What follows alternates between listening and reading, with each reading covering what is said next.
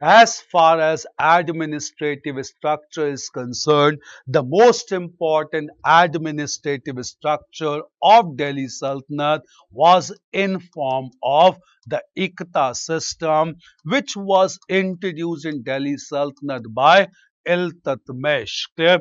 So, first major structure of administration Delhi Sultanate was the Ikta system introduced by Iltutmish. What was this Ikta system? And terms related to Ikta system only we'll understand here itself. Clear? According to Ikta system, the entire territory which was under the control of Delhi Sultan was broadly divided into two sections. The larger section was known as the Ikta land and the smaller section was known as the Khalisa land. Clear? The revenue produced from Khalisa land was to be exclusively used by the Sultan and his family, and therefore Khalisa land was also known as the king's land, also known as the crown's land. Clear? Because produce directly went to the royal family to meet the expenditure of royal family. The Khalisa land was further subdivided, Ikta land was further subdivided into smaller pieces of agriculture lands, and all these smaller pieces of agriculture lands were allotted to leading military generals who were known as Iqtadars. Clear? These leading military generals were supposed to get the Ikta land cultivated with the help of peasants, and out of total produce generated, 1/3 was to be collected as land revenue. This 1/3 amount collected as land revenue was known in Persian as Kharaj. Clear? So Kharaj was the U term for land revenue amounting to 1/3 of the produce. Out of this 1/3 amount, Iqtadar or military soldier was supposed to deduct his own salary known as Tankhwa. Clear? As well as the expenses of horses known as Ashpa. Clear? As well as the horses and sawars. Clear? The troopers. Clear? So after deducting his own salary as well as the expenses of horses and soldiers, the remaining amount to be known as Fawazil was to be remitted back to Sultanate treasury. In this way, clear, the Sultan maintained financial centralization Delhi Sultanate, as all revenue was supposed to go to the center at this time. Clear? Meanwhile, clear, this must be understood that the distinctive feature of Khalisa Ikta system was these lands were given to Iqtadars as purely revenue assignment. They could be transferred from one Ikta land to another Ikta land at any point of time. So these were transferable revenue assignment which was given to Ikta holders, not as hereditary assignment, and that is why in this case it is completely different from the feudal system known as the Samant system of ancient India. Clear? Therefore, we'll understand. Clear?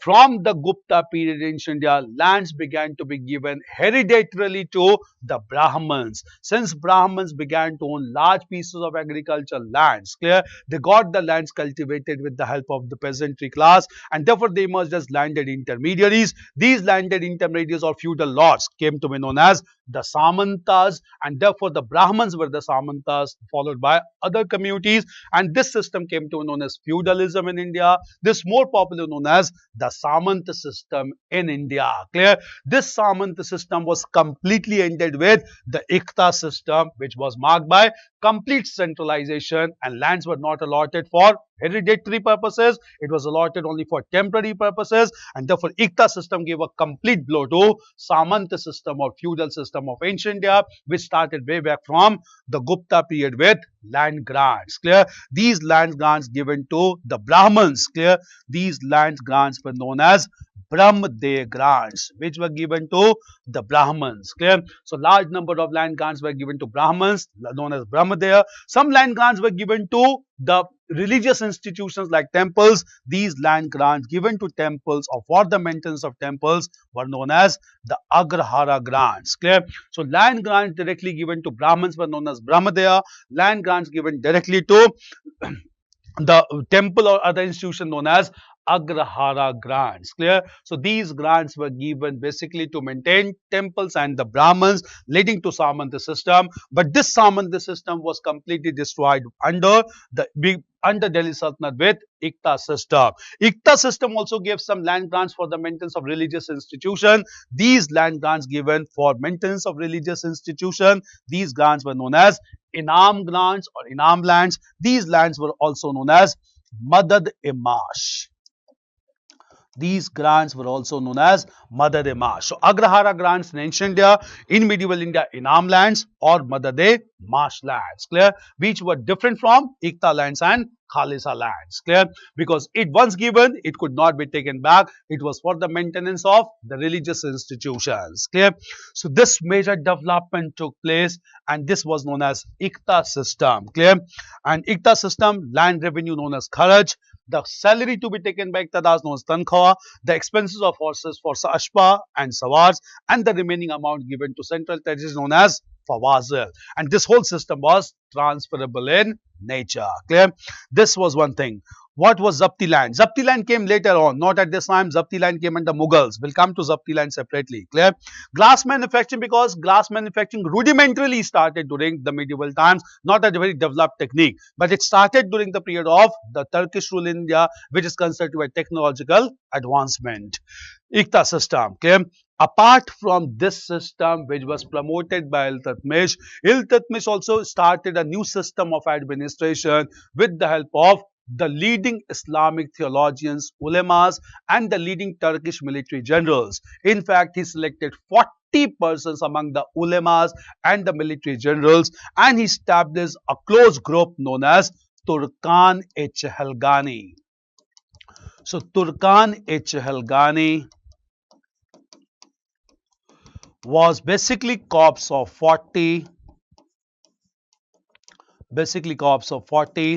which was constituted by Iltutmish from persons including ulemas and the military generals to take their advice to rule over large Delhi Sultanate.